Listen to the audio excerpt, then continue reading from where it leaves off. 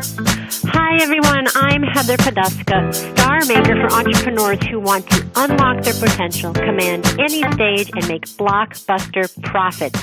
Welcome to Thrive, the show where I bring you tips, resources, and people to help you create a brand that makes you happy and profitable. Here we go.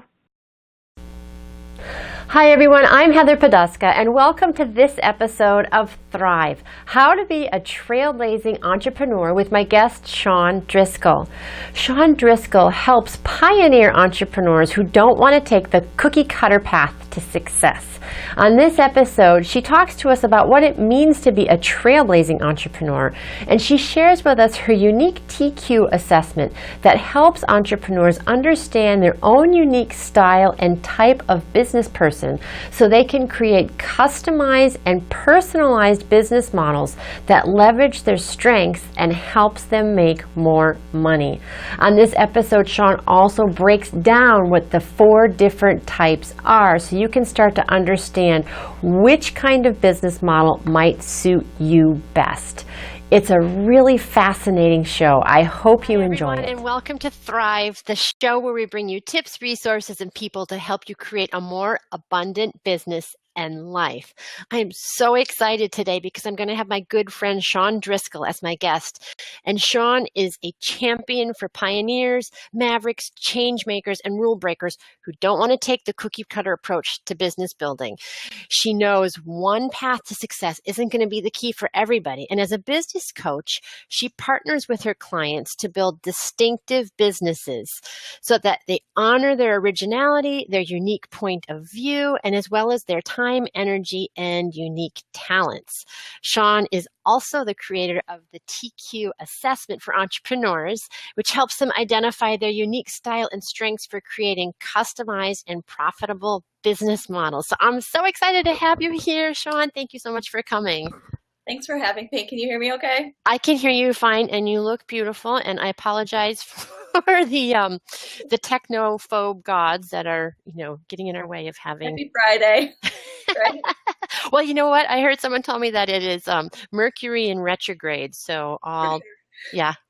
But welcome. Thank you so much for joining me. It was an adventure. I'm happy to be here, right? We're talking trailblazing, so here we are. That's right. And this is, my first blab, so I'm trailblazing the blab path. And, it's just, that's the thing about entrepreneurship. You dive in, right? Got to figure it out as you go. So we're good. I'm happy to be here. I'm excited for this conversation. Yeah, me too. Thank you so much. So one of the things that I know that makes you really distinct in your business model is this whole idea of trailblazing. So talk to me about what that means to you and what that looks like as an entrepreneur. Okay, so I think it probably helps to give a little context that I think that there are multiple types of entrepreneurs. If you look at the whole landscape of entrepreneurship, right? There are people who I kind of call opportunists.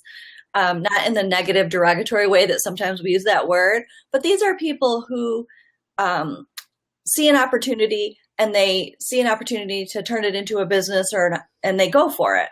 And for example, I saw someone once who was talking about how they loved SEO and they discovered that one of the most searched things was about chakras. Now, this guy had no interest in chakras, didn't even know what a chakra was, but he noticed there's an opportunity in the market because it's a heavily searched term. So he found somebody, he got her to the top, and he made money off of her products. He wasn't passionate about chakras, but he saw an opportunity and he went for it. And a lot of other types of businesses will do that. Then there are people who are more like replicators.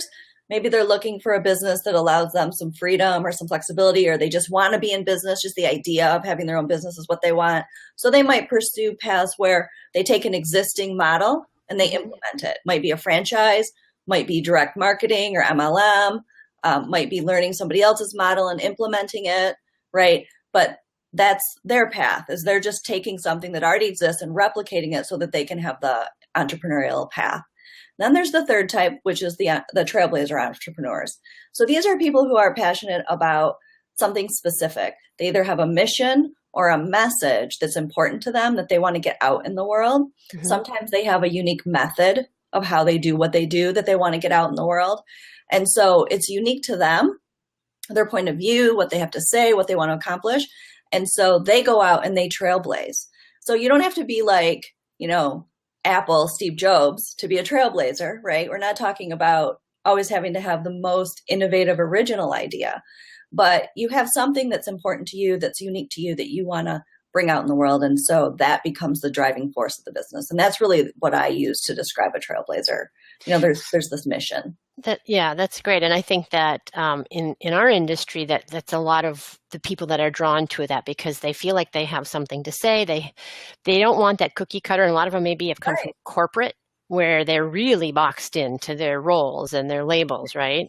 Right. And they probably in corporate life, I was in corporate life for 13 years. So, I remember that very well, and they probably felt a little bit misunderstood or maverick even in that environment. And maybe they were trailblazers often within that structure, but found it's easier to take it outside, the rigidity of a corporate structure or bureaucracy in order to do what they really want to do. And that's what I find with a lot of people in our space. Yeah. And I think that I know in my work in branding, even if people have businesses, a lot of times they're not completely clear on what that finished product is going to look like, what that business model is going to look like, what their message exactly is. And I think that that's something that you help people with, right, is to help them figure that out because they might come from corporate and have a sense of what they want to do, or maybe not corporate, maybe some other career path. Some professional path probably before this, right? Yeah, but they are not 100% sure what that's going to look like. Right. So how does the assessment that you've put together help them do that? So what I've done through the Trailblazer Quotient assessment and the work that I do is identified 4 primary types of trailblazing businesses. So 4 kind of overarching approaches to how you would build your business and get your message out in the world and how you're individually as an entrepreneur wired to want to bring your work forward. So the 4 types are intimacy, inspiration, information, and innovation. So let's talk about those a little bit and, try to bring some life to what that means. So, in the one box, we've got the intimacy business owner. So this is someone for whom having some type of a deep connection is important to them with their client base and their prospects. They also are people who help individuals experience maybe a deep transformation, a personal change, learn something about themselves on a level that they didn't understand before. Things like that fall into that bucket. So would that be a lot of traditional coaching models? It could be coaching. So if you look at like the people who go through coaching school and the way coaching school especially teaches you to coach, it's one-on-one on the phone. Or like if you're, in the healing arts, right? Or you're, say a massage therapist or a Reiki healer, it's like right in, with the body, with the person. Mm-hmm. But it's not limited to that. And that's the key thing I want to say is that oftentimes when people hear intimacy, especially if they've gone through training that teaches that, one-to-one client model, mm-hmm. they think that that's it, that they're limited by that opportunity. But intimacy, ultimately, all of these ultimately are about the customer experience. Oh. And a customer can experience intimacy in a lot of ways. Let's talk about Weight Watchers. The model for Weight Watchers is started with, a woman in her living room bringing women together, very intimate beginnings, right? They've maintained some of that thread even as they've scaled to a multi-million-dollar business by having the local meetings and having you have a coach and go to your community and to check in, right? Mm-hmm. So they've still held tight to creating the intimate experience that's foundational to the transformation. They just didn't keep it linked to the founder.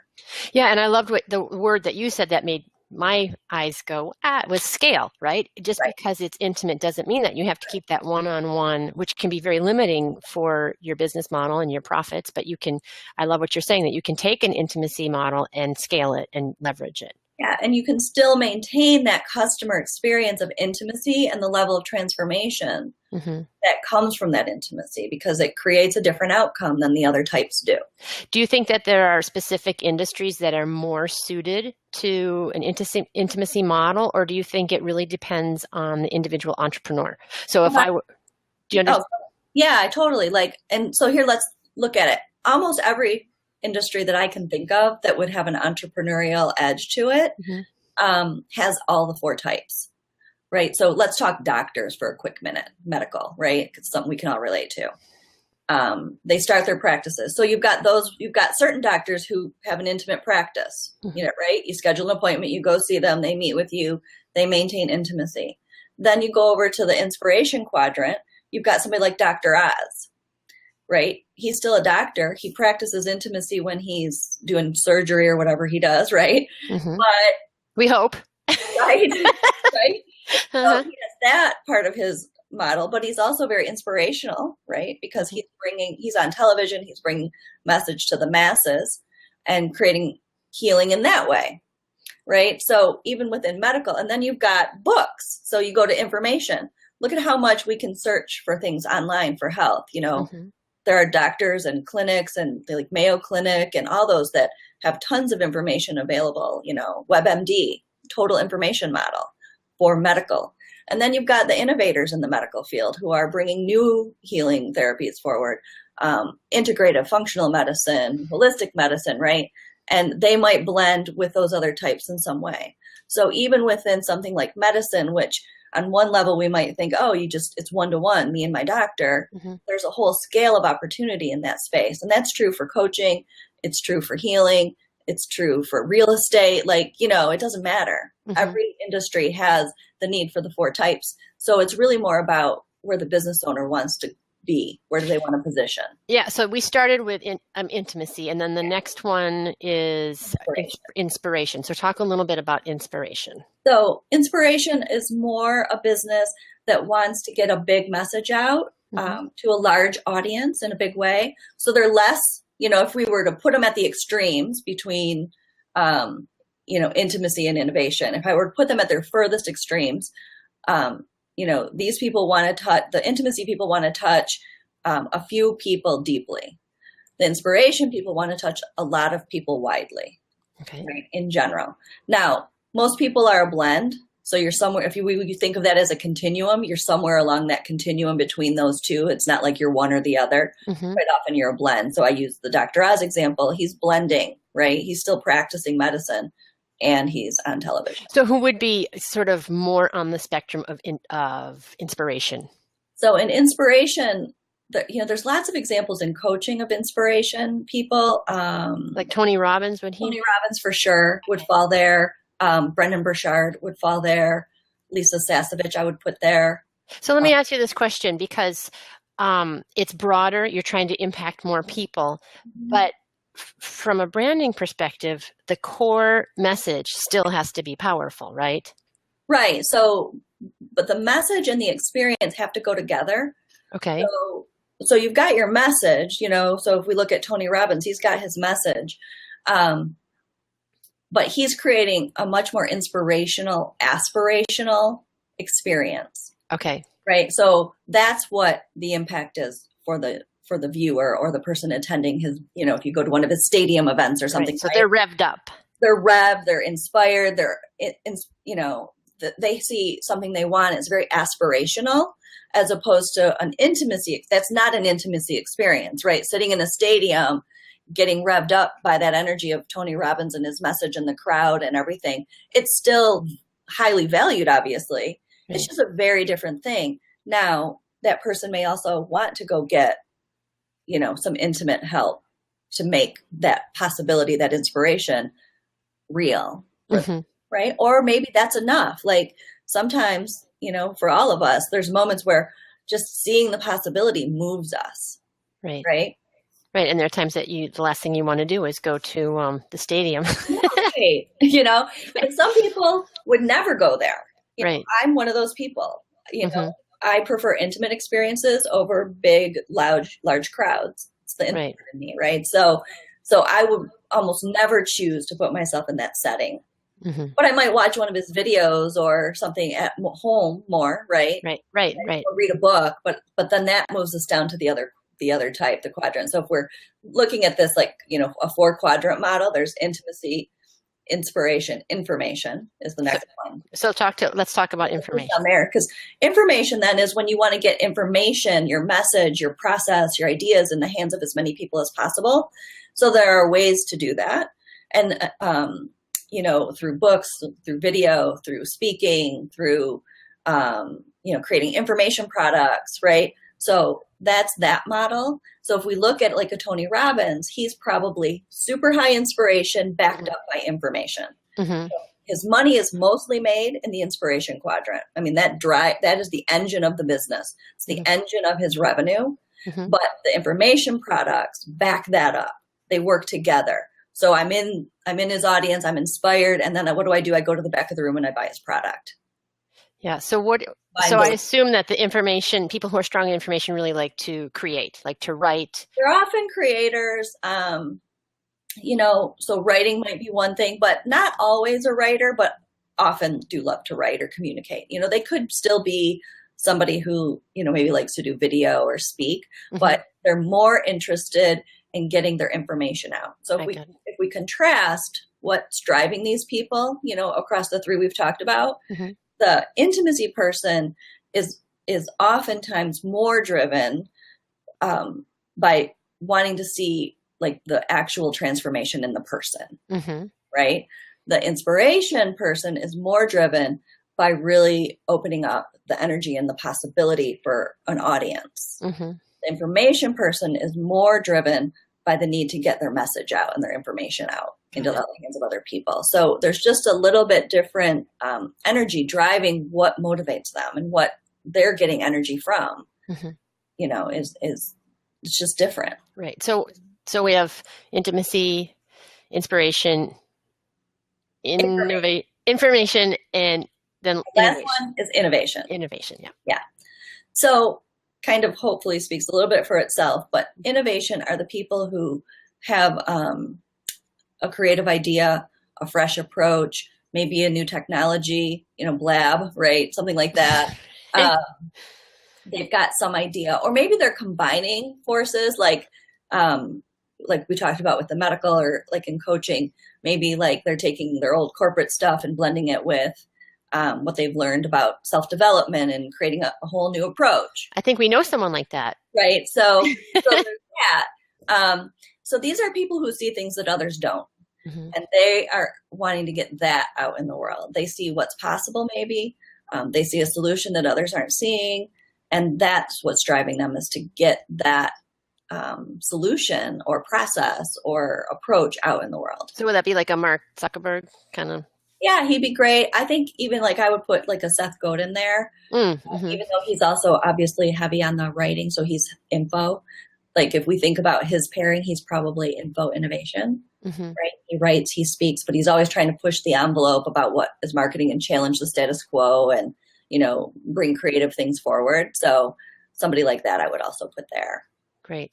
So when you are operating in the right quadrant, tell me what happens when you find that sweet spot and you identify where you really need to be operating, and what happens when you don't. Because I know that you and I had a conversation a while back, and I was really heavy into intimacy at the time in my business. And I was like, man, I am missing my mojo here.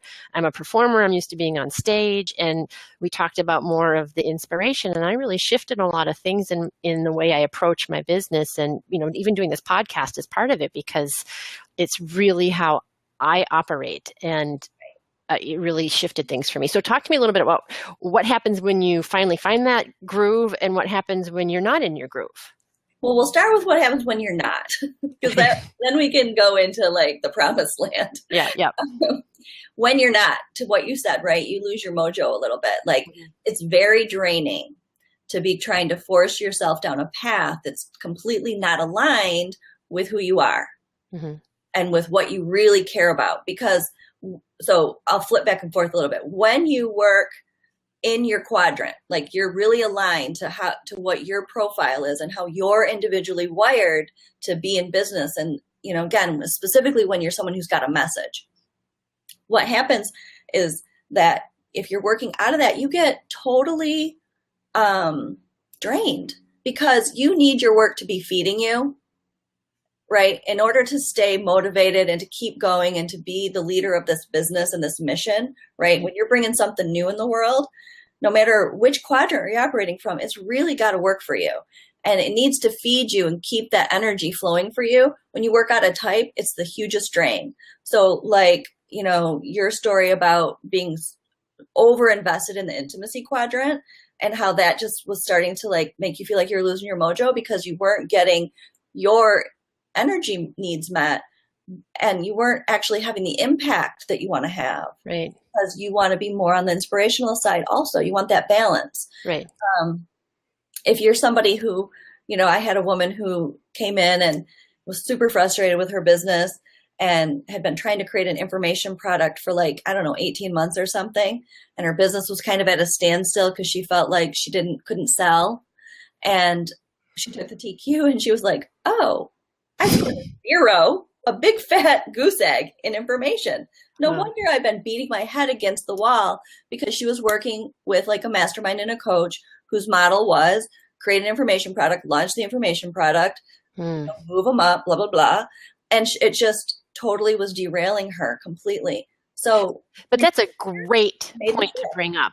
Great point to bring up, because you know, when we're growing our businesses, we invest in ourselves, and it's just natural. I've stayed with lots of different coaches, and it's just natural to model in some degree what your mentor is first of all, because they're further along the path than you are, right, hopefully, and what they're teaching you. So you have to be really, when you have that information, you can be more aware of what's going to be a good match for you when you invest. Totally. I mean, if you take the assessment and then you know, like she did, like there was this light bulb moment of, oh my gosh, why have I been, you know, trying to force myself down this information product path?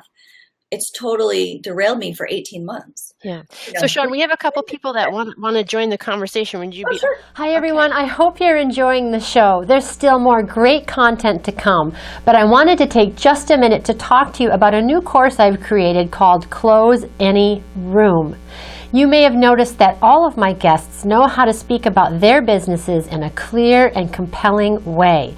But that's something a lot of entrepreneurs struggle with, and it's something you need to know how to do so you can convert your audience into more sales. And that's why I've created this course. It's a 6-week audio course to teach you how to craft a signature talk so that you can authentically give value and close more of your audience from the stage.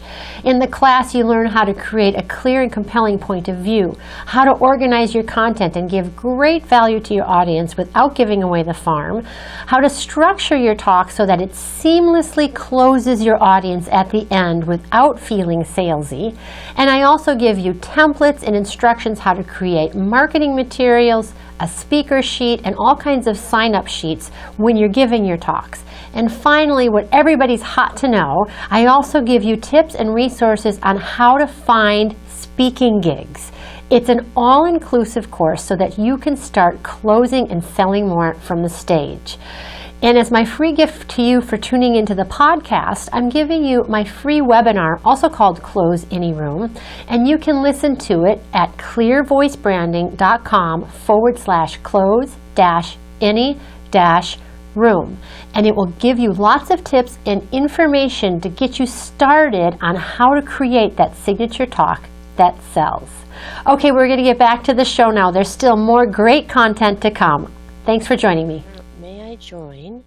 Let's see if I can do this, because this is we're all just learning. Oh, totally just learning. Okay, so Roxanne is here, so she has a question for us. Hey Roxanne, did you have a question for Sean? Well, the 4 things you mentioned seems like I have all 4. I've tried my best. Yeah, the last thing to get to my goal is, after I talk to somebody, it scares them away for what I want to get accomplished, to get grants, or just because a nonprofit. Okay. Grants, or even they ask someone, well, who do I go to? You know, do you even have a name of someone? And it just scares them away. They don't know what to tell me, because I open their eyes of what is needed. they've never heard of, you know, I'll go ahead and tell you. I have epilepsy. Mine is just where I stare for 30 seconds. I just don't drive because I don't want to have a wreck, hurt anybody. And when I write about it, I blog about it. So it sounds like you have some information part to your what you like to do. Yeah. You like to write, so that might be a really good part of the quadrant for her, right, Sean? Yeah, I'm hearing two things from her already. Mm-hmm. Innovation. Yes. She's trying to solve a problem that hasn't been solved in the conventional way. Yep. And information. So those are probably in the driver's seat of the business. Even if the other ones, those sound like the driver.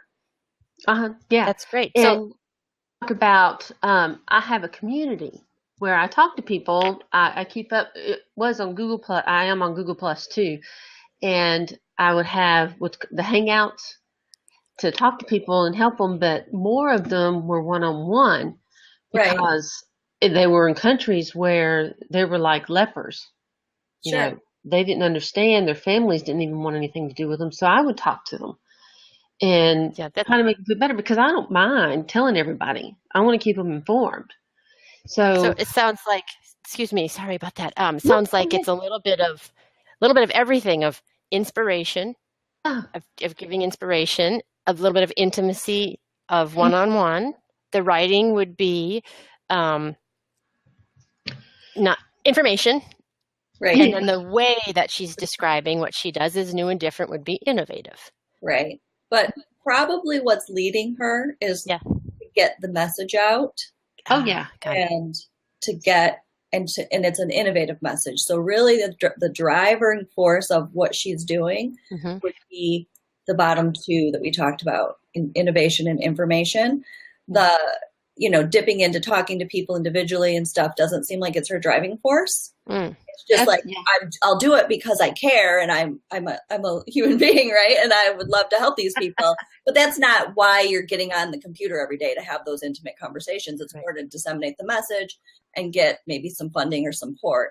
So I have filled out paperwork for grant. Your question, because I think your question was about getting people on board, enrolling people in what's going on, because you said they were running away, like they're like overwhelmed, or they don't know what to say, or they don't have something for you.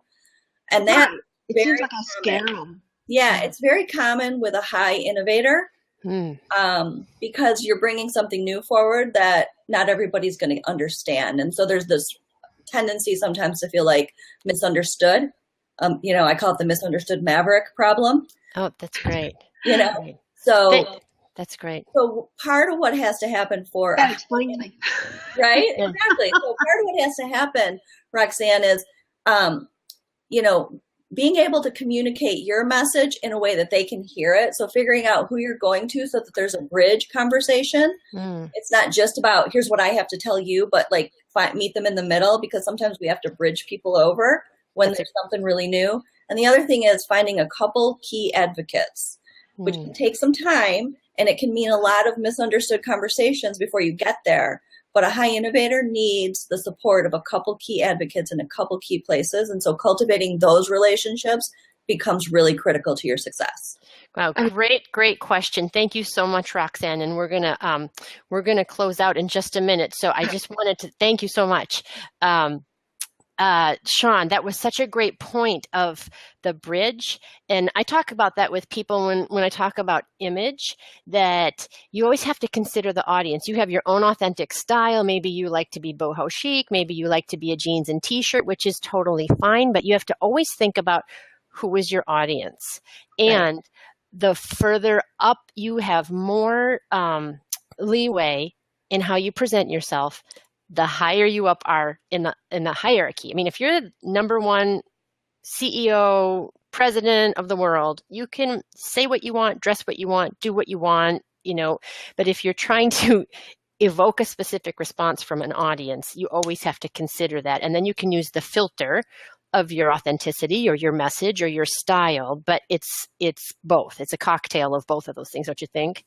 For sure. And again, with something that's more innovative or cutting edge, you've got to meet people in the middle sometimes, like bring them along, because, you're bringing something new forward. And so it takes a little bit of time to cultivate that understanding, that common language.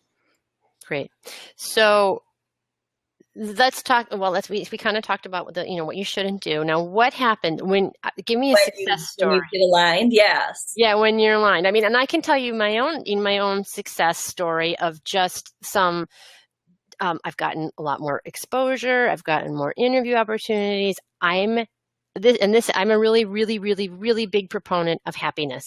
Mm-hmm. I love it, and I like to talk about it a lot. And I am so much happier operating in this way of being in my zone of inspirational. I mean, there's some intimacy, but once I got in that zone, I just relaxed. And to me, that's hugely valuable. I mean, the profits are fantastic. All of those opportunities are fantastic, but just having that personal connection to how I want to be in the world and operate was personally huge for me. So that's, I mean, that is the key thing. I mean, you said you're a proponent of happiness. Well, I don't know that anybody's a proponent of misery, right? So in entrepreneurship, but it can be a really tough road if you're not aligned. So getting aligned, yes, you feel better. And really that's almost like the first domino in a sequence of things that falls into place for you. Mm-hmm. Because if you're more energized and you're more in your genius, which is really, really ultimately what we're talking about, is that you get to operate in your zone of genius. And when you're there, and you're actually doing that, you attract opportunities, you attract the right clients, you make more money. I had a client who probably 4 or 5 years ago was super heavy in the intimacy model, but she had this huge mission to change healthcare and the way patients were cared for. Mm-hmm. And it was her and her, part-time assistant. And, they were doing well. They had a low 6-figure income, 200,000 maybe. And she was doing well, but she really was much more about innovation and inspiration. And she was drowning in doing all the consulting that was required. So when we looked at that, we figured out like the work itself, kind of back to the Weight Watcher story, the work itself needs some intimacy to actually go into a hospital and coach and change and consult what's happening at the C-suite and all the way down to the patients. But she didn't have to be the person doing it. She could be the person speaking, keynoting. And in that time since then, she has become a recognized expert. She's authored multiple books. She was on an Obama Commission for Healthcare. Wow. She, is invited to keynote major hospital things, and her business has grown 10 times. Wow. That's right? Amazing. Because she stepped into her zone of genius and built the business model to support what was needed to achieve the mission. Okay. So if you're not sure, like say you feel like I did, that you're sort of bumping up against. You're like, I'm trying so hard to make this not working and I'm doing everything I'm told. Yes. Yes. Right. So what is the first thing that can you give out the URL to do the assessment? I would say go take the assessment. It's free. It takes about 10 minutes. Okay. It's a pen and paper, it's a pretty PDF, and you just take the assessment. It takes you 10 minutes and you score it. What's the URL for that? And so you go to discoveryourtq.com. Discoveryourtq.com. And that stands for Trailblazer Quotient. Awesome. Yeah. Awesome. So, and then one other question I wanted to ask you about, if you could give, I think you've done that already, but could you give one example again for each quadrant of what an example of a successful kind of business? So for inspiration, it might be speaking on the stage.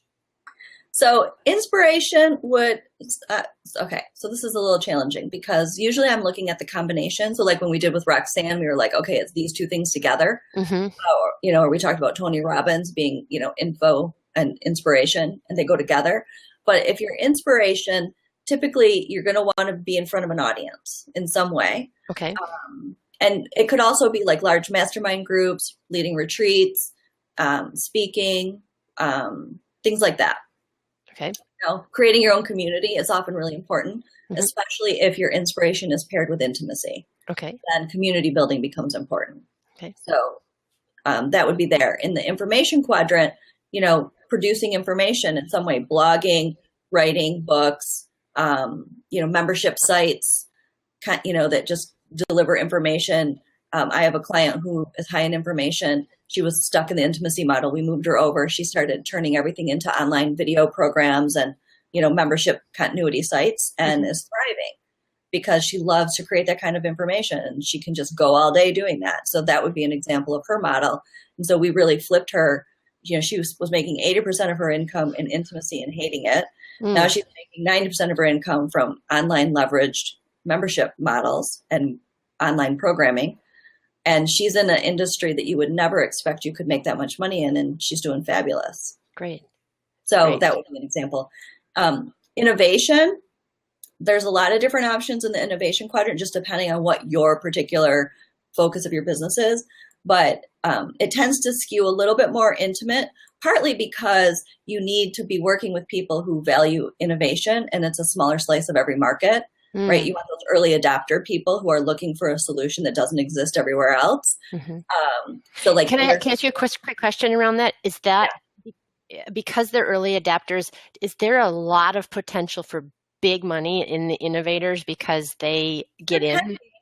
So you can, you're providing a solution that people have been searching for forever. So they value it more. They're more loyal.